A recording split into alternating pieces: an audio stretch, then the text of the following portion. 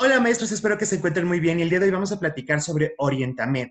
Fíjense que acaba de salir hace unas horas un documento en la página de CEP Puebla que se llama Orientamed. Ya habíamos visto en algunos fragmentos del programa de la A a la Z al secretario platicar sobre esta estrategia, así que vamos a conocerla a fondo. Te recuerdo que te suscribas, actives la campanita de notificación para que te lleguen los videos y sobre todo porque, ejemplo, este taller seguramente nos los darán en los próximos días y antes de que sea todo rápido y apresurado, pues mejor nos capacitamos ustedes y yo.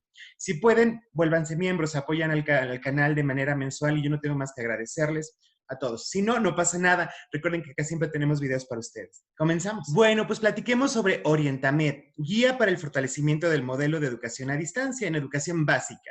Sabemos que este ciclo escolar fue diferente y comenzamos con un modelo de educación a distancia.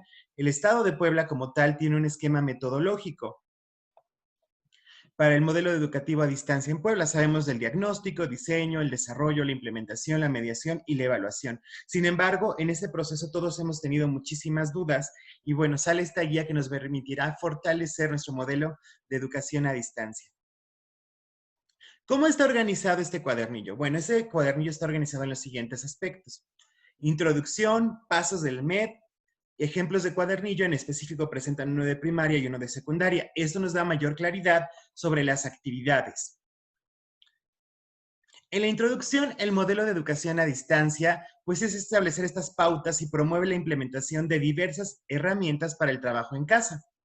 Esto nos permite ver, maestros, flexibilidad en horarios, materiales y medios para la realización de las actividades. Es importante porque se subraya el apoyo y la participación de la familia. Y hay dos palabras que me llaman mucho la atención, que debe ser accesible y que debe ser adaptable. Y esto se relaciona con las 4A de la cuarta transformación. Y un punto que creo que es súper relevante es que la nueva escuela mexicana reconoce al docente como el agente fundamental para lograr el cambio educativo. La guía establece los 9 pasos del modelo de educación a distancia. El primer paso es identificar las características de los estudiantes. Diagnóstico, ¿verdad? Establecer metas, elaborar un cronograma, propiciar canales efectivos de comunicación al interior del colectivo docente, fortalecer la difusión, implementar estrategias de mediación, que más adelante veremos qué es la mediación, diseñar el material de trabajo, formular estrategias de evaluación y promover la carpeta de experiencias. Básicamente, estos son los 9 pasos rectores de la construcción del modelo de educación a distancia. En el primer paso, que se llama Identifica las características de tus estudiantes, nos establece en primer momento que debemos reconocer a los alumnos que tienen computadoras o dispositivo móvil, reconocer a aquellos alumnos que tienen acceso a Internet, aquellos que no tienen acceso a Internet, aquellas herramientas de comunicación digital por las que podemos establecer lazos con ellos. También los recursos para distribuir los materiales educativos, es decir, los cuadernillos de aprendizaje. Las posibilidades y las limitaciones de la participación de familia. Sabemos que las familias tienen horarios, tienen muchos hijos a veces, y todo esto pues establece, provoca, más que establecer, todo esto provoca en el padre de familia a lo mejor crisis de qué hago si tengo un niño en segundo y uno en primero. Es como repensar este modelo de educación a distancia. También establecer y reconocer los aprendizajes previos que tienen los estudiantes, los estilos de aprendizaje que tienen y aquellos factores que podrían provocar el abandono escolar. Sabemos que tenemos alumnos en riesgo y hay que poner mucha atención en ellos para que no abandonen la escuela. Por el contrario, la escuela, el modelo de educación a distancia debe ser un facilitador para que el alumno continúe aprendiendo. Si se dan cuenta, todo esto ya lo habíamos realizado en las primeras etapas del modelo de educación a distancia. Incluso les voy a dejar una tarjetita por acá para que si se les olvidó algo de eso, lo chequen.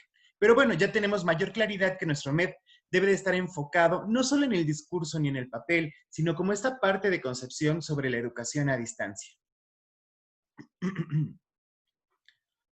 El siguiente punto es establecer metas. ¿Por qué? Porque como docentes vamos a tener claridad en las condiciones, dónde estamos, qué podemos lograr. El currículo, por lo tanto, se debe priorizar y ese es un punto súper importante que no lo había mencionado. Cuando trabajamos en la fase compensatoria ya teníamos algunos temas y las escuelas priorizaban otros aprendizajes que eran importantes. Sin embargo, acá ya nos están diciendo que en este ciclo escolar o en este momento que trabajemos con un modelo de educación a distancia, vamos a poder priorizar el currículum, es decir, seleccionar aquellos aprendizajes que se requieren trabajar, esos temas importantes para profundizar en ellos. Otro punto importante es que nos habla sobre la redacción de metas. Estas metas no se le dan a conocer al alumno. Estas metas son más personales. Nos permite que el docente tenga claro hacia dónde va, qué es lo que debe de lograr. Estas metas son para el uso del docente, por lo tanto deben estar claras. Yo como maestro debo tener claro qué es lo que quiero lograr, pero esto no necesariamente se lo debo comunicar al alumno. El alumno se centra en otros aspectos, pero esto es para no perderlos de vista. Ya nos dan algunas características importantes de las metas. En primer lugar, que deben de ser alcanzables, observables, medibles, cuantificables, tener un tiempo definido para lograrlas y que estas metas son las bases para la construcción de las actividades. Y me llama la atención mucho porque estamos en un modelo de flexibilidad. ¿Se acuerdan que el Consejo Técnico Escolar, cuando establecimos la ruta de mejora o el programa escolar de mejora continua, teníamos ciertas características para elaborar metas, que básicamente son 3 preguntas? ¿Cuánto, de qué manera y cuándo? ¿No? Son las preguntas que formulan la redacción de una meta. Y acá nos tienen 3 ejemplos. Primero es, el 80% de los niños reciben el cuadernillo de aprendizaje semanalmente. Dice el cuánto, el de qué manera no nos lo dicen claro, pero bueno, es un ejemplo. Y el cuándo. O sea, el segundo ejemplo de meta es durante la primera semana, el 80% de los niños practicarán el conteo del 1 al 10 de forma oral. Y el tercer ejemplo es que el 100% de los niños reciba retroalimentación acerca de su avance cada 15 días. Entonces, esto me permitirá a mi docente saber hacia dónde voy en este modelo de educación a distancia. El siguiente paso es elaborar un cronograma. Bueno, como tal, esto nos permitirá organizar y gestionar los tiempos y nos permitirá darle importancia al proceso educativo. Es importante que ese cronograma se dé a conocer al director y a los padres de familia. Yo sé que esto ya está avanzado porque cuando elaboramos el modelo de educación a distancia, en colectivo decidimos, ¿no? Cómo lo íbamos a dar a conocer, por qué medios. Algunos decían por WhatsApp, otros con el Consejo Escolar de Participación Social, pero es que tengamos claro cómo se va a hacer esto y nos dan algunos indicadores. Debemos de señalar en este cronograma fechas y horarios con las que nos comunicaremos por llamada, por videoconferencia o de manera presencial con sana distancia. Yo creo que aquí es como específico los casos cuando entregamos los libros de texto. Pero bueno, entonces nuestro cronograma, fechas, horarios y cómo nos vamos a comunicar con ellos. Videollamadas, Zoom, Meet, como consideremos, con base en la conectividad, llamadas telefónicas para resolver algunas dudas, es decir, cómo utilizamos estos medios de comunicación para estar en contacto con el pequeño. También debemos de indicar cuándo entregaremos el cuadernillo y cuándo lo devolverán con comentarios, sugerencias o felicitaciones. Eso también ya lo habíamos establecido con el oficio de la maestra Eleazar, directora de educación primaria. Ella nos dijo, ¿no?, el oficio que era o semanalmente o quincenalmente. Entonces solo hay que decir al padre de familia las fechas específicas. Y sobre todo porque no es para que nos den el cuadernillo y lo tengamos guardado. Debe ser como una realimentación, una retroalimentación, un ciclo de la comunicación para que el niño, la familia y el maestro mejoren continuamente. Otro punto importante es que en este cronograma debemos de recordarles a los padres de familia que tenemos 3 momentos de evaluación. Y bueno, eso no se debe de perder de vista. Otro punto importante también es que debemos establecer las fechas en las que se entregará de manera final la carpeta de experiencias para llevar a cabo el primer momento de evaluación. Entonces no debemos de perder de vista cuándo es el primer momento de evaluación para que antes, unos días antes, se entreguen esas carpetas y poder asignar una calificación. Como tal, la calificación creo que es lo menos importante. Lo más importante es este proceso formativo de la evaluación, es decir, cómo el alumno aprende, qué sugerencias les doy para que continúen mejorando. Otro punto importante, y creo que este es súper esencial, señalar en tu cronograma el horario en el que estás disponible. Esto te permitirá sentir menos angustia y contar con tiempo para ti y tus actividades personales. Esto es muy importante. ¿Por qué lo menciono? Porque cuando se hablaba de esta flexibilidad en el modelo de educación a distancia, había maestros que todo el día estaban en videollamada. Eso es incorrecto, porque ahí solo estamos supliendo mediante una herramienta de Internet el trabajo síncrono. Y recordemos que un modelo de educación a distancia tiene trabajo síncrono y asíncrono.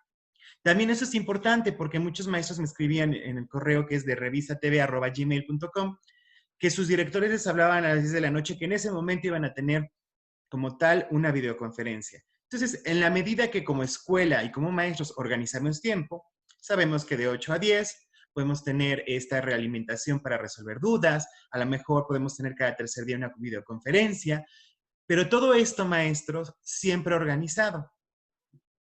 Y recordemos que en el modelo de educación a distancia no es tener videollamadas para todas las asignaturas y a cada momento, porque entonces estamos dejando de lado la parte independiente del aprendizaje de las familias con los alumnos. El siguiente punto, el paso número 4, es propiciar canales efectivos de comunicación al interior del colectivo docente. Acá nos da una pauta súper importante, es decir, si en nuestra escuela tenemos 2 maestros de primer grado, ellos pueden trabajar de manera coordinada o en secundaria por asignaturas para planear. Esto nos va a ayudar a favorecer el trabajo colaborativo, es decir, vamos a tener diferentes miradas sobre cómo abordar un tema importante para nuestros alumnos. Esto también nos permite aligerar la carga de trabajo porque sé que todos hemos andado locos, ¿no?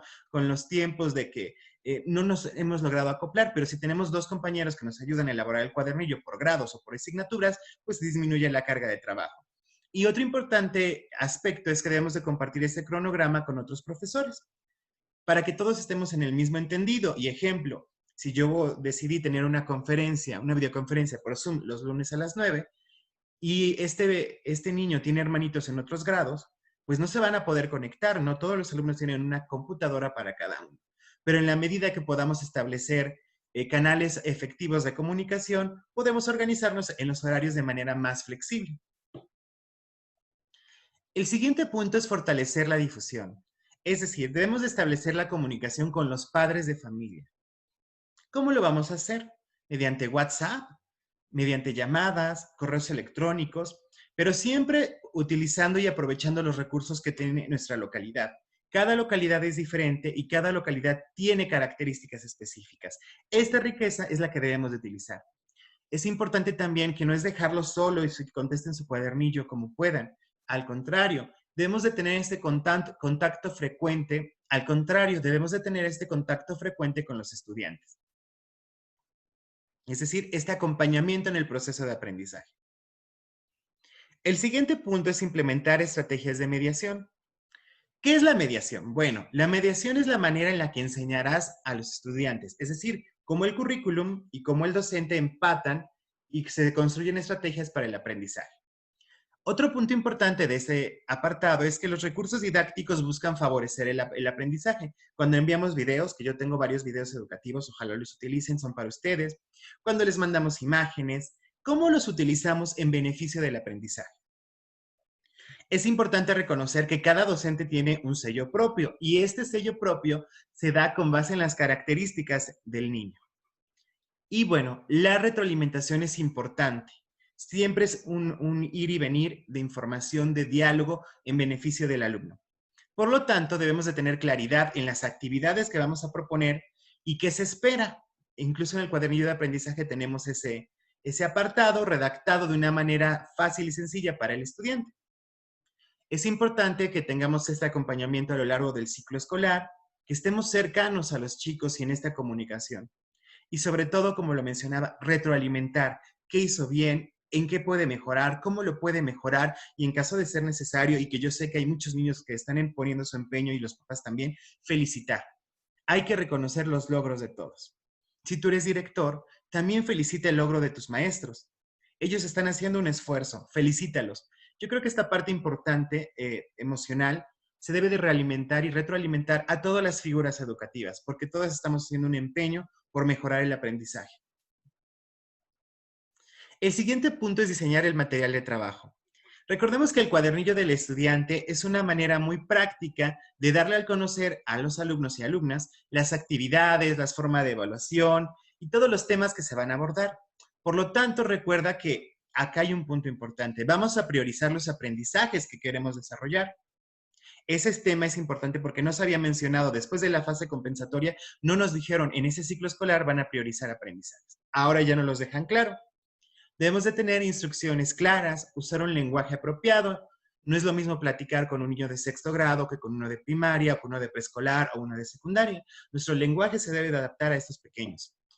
Es importante tener esa diversidad de materiales y recursos que permitan contextualizar las actividades. Recordemos que cada localidad es diferente y ahí, en esa riqueza, permitiremos hacer que el aprendizaje sea significativo. Un punto importante, y creo que qué bueno que lo subrayan porque había mucha confusión, Varios directores, varias escuelas decían, es que tenemos que hacer proyectos integradores, debemos articular las asignaturas. Pero recuerden que esto es flexible. Si el maestro lo puede hacer, es una ventaja. Pero si el maestro no se siente competente, en la medida de lo posible que lo intente hacer. Pero si no, no importa. Intentemos articular las asignaturas para que no se vea como una sobrecarga. Pero eso también depende de las competencias del maestro y debemos reconocer que no todos estamos preparados en este momento para articular. ¿Se acuerdan de la reforma integral de educación básica que cuando se hablaba de esto? Fue muy complicado y de eso es desde el año 2004, 6, 9 y luego 2011. Entonces, en la medida de las posibilidades hay que hacerlo, pero lo deja claro, trata, no es una imposición, no es una obligación, es intentarlo. Y creo que como vamos a llevar varios meses trabajando así, poco a poco nos haremos más hábiles, porque para articular necesitamos conocer todos los aprendizajes esperados de la malla curricular. El siguiente elemento es recordar cuáles son aquellas características del cuadernillo de aprendizaje. Recordemos, maestros, que los elementos son los siguientes: datos generales, identificación del tema, número de sesión, el producto integrador, lo que lograrás, que es el aprendizaje esperado, redactado de una manera sencilla para el chico, que aquí, por acá tengo un video de cómo elaborar o cómo redactar aprendizajes esperados. Se los voy a dejar acá como una tarjetita o se los voy a dejar en la caja de descripción. Por favor, vayan y chequenlos. La fecha de la actividad y la fecha de la entrega. Momentos del aprendizaje situado, que ya los analizamos. Por acá les dejo un video. Ya sabemos que debemos de partir de la realidad, analizar y reflexionar, trabajar en común, comunicar y transferir, y evaluación. Otro punto importante es que debemos de tener estas sugerencias de autoevaluación. Recordemos que en el modelo de educación a distancia se da énfasis a la autoevaluación, a la coevaluación y a la heteroevaluación. Creo que por mucho tiempo hemos dejado siempre la heteroevaluación como el eje rector o la coevaluación entre niños, pero la autoevaluación requiere ser atendida. También por acá tenemos como tal el cuadernillo del estudiante. Este es un ejemplo para secundaria y para primaria alta, ¿no? Los momentos, las actividades y los recursos. El siguiente apartado que se menciona es reformular estas estrategias de evaluación. Recordemos que la evaluación es un proceso organizado, sistematizado y diseñado por ti, es decir, por el maestro. Pero es importante subrayar que la colaboración de padres y los estudiantes pues tiene importancia y es súper relevante porque ellos son los que nos ayudarán a implementar y harán llegar las evidencias e información para la valoración e implementación. Es decir, yo diseño, padres de familia y estudiantes implementan, recopilan información y nos las envían. Una vez que tenemos esta información, no nos vamos a limitar a calificar, no es asignar un número, va más allá, debemos de centrarnos en el aprendizaje, no en la enseñanza. Es decir, qué está aprendiendo el alumno y cómo puedo ayudarlo a que él mejore. Y hay preguntas importantes para la evaluación, y ya se veían esas preguntas desde el tomo 1 en un enfoque de evaluación formativa. ¿Qué queremos evaluar? ¿Cómo queremos evaluarlo? ¿Cuáles serán las actividades que nos permitirán evaluar? Como mencionábamos, vamos a dar énfasis a los agentes de la evaluación, una autoevaluación de manera personal, una coevaluación por dos personas y una heteroevaluación. Se da un énfasis cualitativo y para esto se sugiere utilizar listas de cotejo o rúbricas. Incluso en los videos que les he puesto para los primeros grados y para sexto grado, hemos utilizado como tal listas de cotejo que son más sencillas de entender. Pero aparte de evaluar el aprendizaje, la evaluación tiene un proceso para nuestra formación. Nos permite identificar cómo vamos avanzando en la estrategia del modelo de educación a distancia y nuestras propias metas. Para eso debemos reflexionar y no para entregar unas preguntas al director o al supervisor, sino realmente en ese compromiso que tenemos con la educación, preguntarnos, ¿estoy alcanzando las metas propuestas? ¿Cuál es el porcentaje de alumnos que he atendido? Con cuadernillo, con acompañamiento, evaluación y retroalimentación en mi estrategia. ¿Qué estrategias de difusión y acompañamiento han sido efectivas en mi práctica? ¿Cuáles son los cambios que tengo que realizar para la atención de mis estudiantes? No es que ya hayamos quedado que cada 15 días, que lunes, miércoles y viernes vamos a tener videollamadas y que eso sea estático. Esto se va moviendo y se va reestructurando con base en la evaluación. Recordemos que la evaluación es el punto de partida para volver a modificar y para afinar los detalles y las dudas que no estaban previstas en nuestro proceso. El punto número 9 es promover la carpeta de experiencias. Recordemos que es un ejercicio para visualizar el avance que está alcanzando el aprendizaje, ¿no? ¿En qué medida está avanzando nuestro chico en ese proceso de aprendizaje? Un producto integrador tiene la cualidad de sintetizar diferentes aprendizajes de diversos campos formativos o asignaturas. Es decir, todo lo que propusiste abordar y aprender en una actividad. Esta parte es importante y recuerdo e insisto, creo que ha sido muy complicado la parte de los productos integradores, pero más allá de eso, es un proceso que a medida que conozcamos la malla curricular de manera precisa, que estaremos ensayando mediante el ensayo y el error, vamos a perfeccionar estas habilidades. A lo mejor lo que podemos ahorita en un primer momento es vincular con vida saludable, con formación cívica y ética, con educación artística, con educación física. Y en la medida que avancemos podemos articular las demás asignaturas o campos de formación, pero no se estresen. Y eso también es un llamado para todas las figuras. Debemos de no estar estresados, porque cuando estamos estresados nos limitamos. No somos a veces capaces de manejar esas emociones. Por el contrario, maestros, si ustedes tienen dudas, escríbanme. En lo que yo les pueda servir para eso estoy. Créanme que a todos los que me han escrito he intentado responderles porque más allá de los videos, creo que somos todos profesores y todos estamos preocupados por el rendimiento y el aprendizaje de nuestros niños. Y cada vez que ustedes comentan, comparten el video, lo que estamos haciendo es como una comunidad de aprendizaje, una comunidad profesional de aprendizaje. Y bueno, el siguiente punto que les quiero compartir, maestros, son los ejemplos de cuadernillos de aprendizaje que nos mencionan, porque aquí nos va a permitir clarificar. Había dudas de algunas escuelas donde me decían, es que mi director me dice que diario debo de abordar todos los temas, ¿no? Todos los apartados. Partir de la realidad para la reflexión. No, no. Imaginemos que el cuadernillo de aprendizaje es como un pequeño proyecto que tiene momentos y fechas y que el estudiante, en esta libertad que se le da, va a organizar. Tú como docente das fechas de entrega y de inicio de la actividad, pero no es que en una sola sesión se vayan a abordar todos los momentos. Eso yo creo que es importante tenerlo claro porque si no nos estresamos de más. Veamos los ejemplos que nos propone. Tenemos el primer ejemplo. Viene el encabezado, el grado, el tema, la sesión, fecha para realizar la actividad, fecha de entrega y la maestra es Carmelita Pérez, que yo quiero conocer a Carmelita Pérez porque está muy bonito su cuaderno, de verdad. También nos menciona los materiales que se van a requerir y un punto importante, lo que lograrás, que es el aprendizaje esperado, la maestra lo redactó de la siguiente forma. Saber qué comida le hace bien a tu cuerpo para crecer. Sigamos viendo.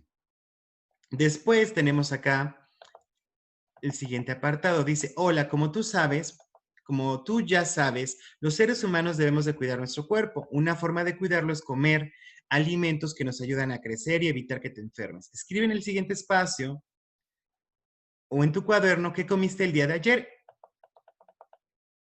Es aprendizaje situado porque lo que va a escribir es diferente, no es estandarizado. Cada alumno va a escribir lo que comió y es como una pequeña forma de introducirlo.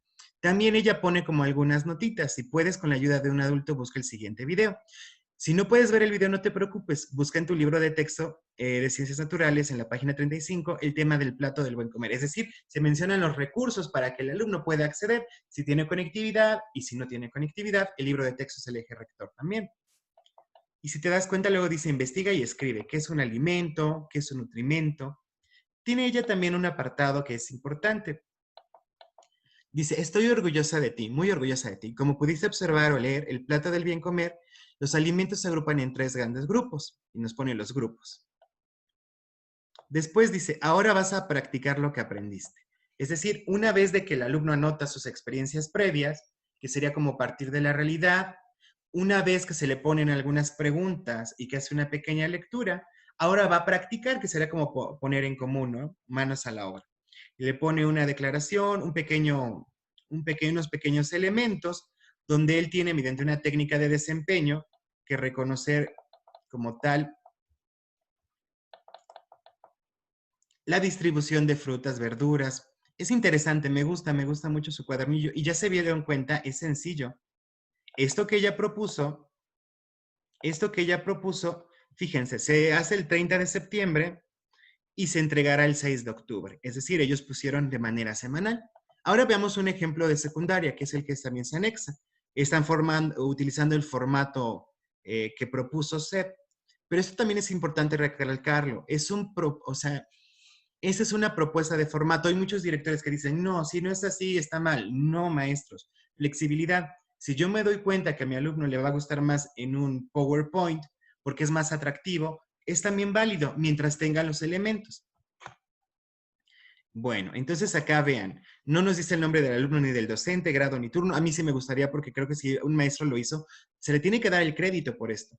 Después viene sesión 1, propósito del estudiante. Elige un tema de tu interés, investiga sobre él y desarrolla un texto que lo explique a profundidad, argumentando su importancia. Si se dan cuenta, el lenguaje es diferente porque es un alumno de secundaria. Después viene producto para la carpeta de experiencias, monografía, un texto de 2 a 5 cuartillas en donde describas de manera detallada un tema de tu elección y argumentes por qué es importante para ti.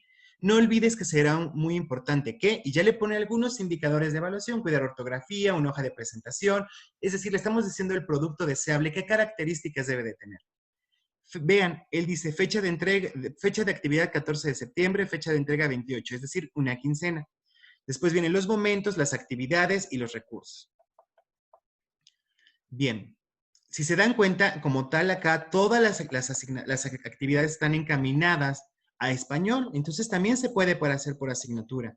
Seamos flexibles. Y para finalizar, le pone la autoevaluación, lo que aprendí. Aprendí lo que es una monografía, realicé un tema de investigación profunda sobre un tema de interés. Por medio de la evaluación de mi monografía, pude saber qué es el tema que más me interesa.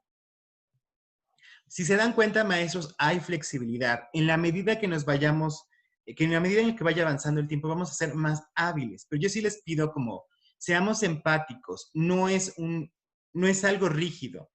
Lo que debemos de tomar son los elementos, pero la presentación no es rígida. Lo importante es que el cuadernillo llegue al alumno y siempre, como buenos escritores que somos, pensamos en el destinatario. Es decir, que sea atractivo, que le permita reflexionar y que le permita ayudar en el aprendizaje. Antes de finalizar, maestros, espero que les haya gustado este video. Les recuerdo que se suscriban, que activen la campanita de notificaciones y si tienen la posibilidad de ser miembros, háganlo.